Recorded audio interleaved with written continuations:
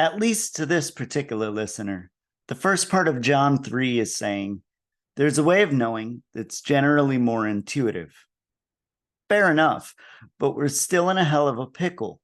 If the gospel can't be verified by experience or actually help us to do necessary personal work, it's useless. The text says, "For God so loved the world that he sent his only Son." Is God's love of the world useful if it's only ever the portions of the earth that you and I don't occupy? Is God sending his Son meaningful if it only applies to a man who lived 2,000 years ago? At the risk of sounding trite, it doesn't matter that Christ's feet touch the ground in Jerusalem if Christ doesn't stand in the ground of our own being. It doesn't matter that the teacher took flesh 2,000 years ago if he is absent from our own bodies in this moment. I'm reminded that one of the principles of reading the gospel as a koan is leave the tensions unchanged so that you and I can do the changing. In light of that, there are two tense things that deserve discussion. The first is, faith is not a drug. The second is, Christ within is our true nature. Faith isn't like adrenaline or caffeine, but instead like a quiet room in which practitioners can train their ears, hear with increasing clarity the whispers of their own conscience. Faith, indeed, is being grounded enough to allow God's apparent absence to become our own real presence. But how is it that we're grounded, and in what? Emptiness and its underlying fear must be felt. The energy shift must be quietly witnessed. If we've been thorough in watchfulness, reality will seem a terribly mixed bag of suffering and bliss. Remembering the impermanence of both when we push away the one and cling to the other, this is no small task. It's rough. In light of suffering, existing with equanimity necessarily involves a choice. Buddhists talk about an alternation of letting go and holding fast. Whatever else it may be, such careful handling of the stuff of the earth isn't just part of fully accepting being.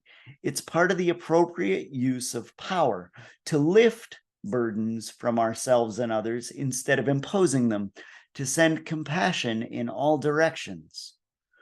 Who is the compassionate Christ within, except the one who learns daily to follow the Spirit? We can't let go of what we don't show up for, so basic presence is necessary above all.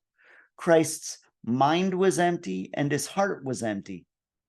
That was merely a necessary precedent of being witness to the Spirit. So we adjust. We make the decision to actively want everything that is, because it's a terrific impairment to want just the pleasant bits. We want it on God's terms and timeline, because wanting things to be as we wish them to be is not a skill we need to spend more time on. We want the lessons of hardship, not because we're drawn to them or averse to them, but because they're part of accepting everything.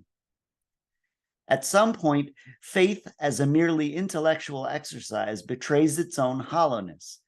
It wasn't John's gospel, but instead Luke's, in which Jesus says, if you love those who love you, what credit is that to you? Instead, love those who curse you and pray for those who persecute you.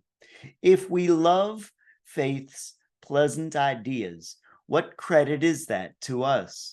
It's eventually incumbent on all practitioners to cover the ground they've neglected.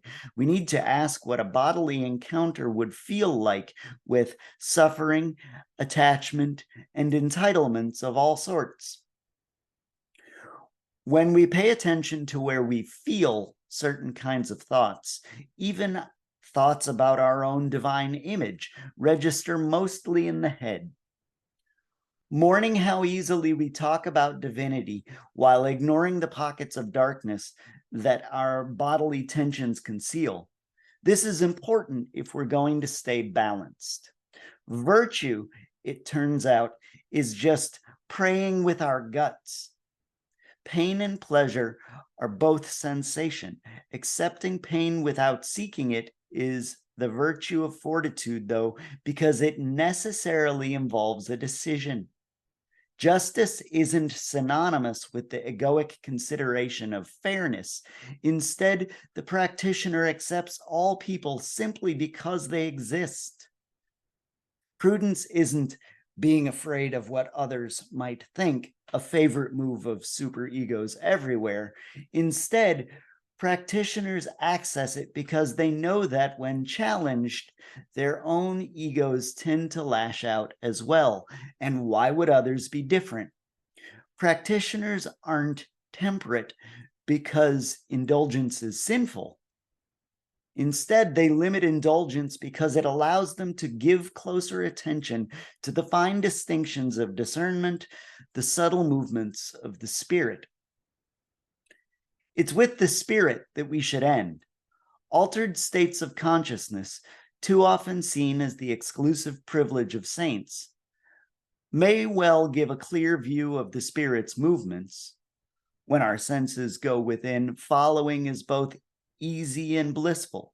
After we come down from such transfigurations, though, we'll go through a real hell of dealing with attachments to ease and bliss. But our more daily egoic consciousness has no less access to paraclete. The bliss simply manifests as another kind of sensation, pain and hardship.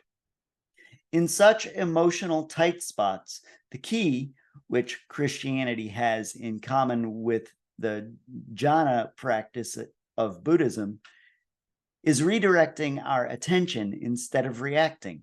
If we can learn to follow where our body stores pain, we can discern the spirit's messages. If we can look plainly at our own and others' suffering without ceding our attention and intention to fear, we can hear what the Spirit is saying. Now think about the apostles, locked in the upper room out of fear of being executed themselves. I don't know how it went down. Perhaps there was a knock on the door by people hunting them. Perhaps they heard a noise on the street.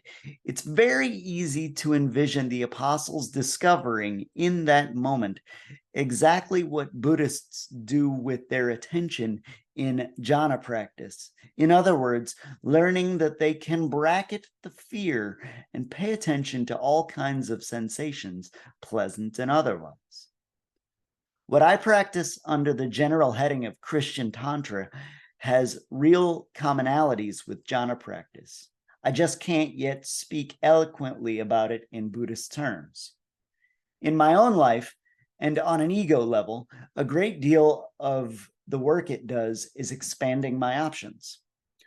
What's visible on an ego level is pain, suffering, and a great deal of my own selfishness. But there is one within me who sees it all because the veil of self has been torn asunder by suffering, crucifixion, the grave, and the scourged depths of hell. And fear of God is the beginning of wisdom. It only remains to admit those hells are of my own making, to let the energy shift from terror to awe. When I hear the words come with genuine spontaneity from my own mouth, "Oh, happy fault that gained for us such a Savior," I realize how much his face looks like my own. He is everywhere and always present, and heart-centered, complete rest comes from nothing else.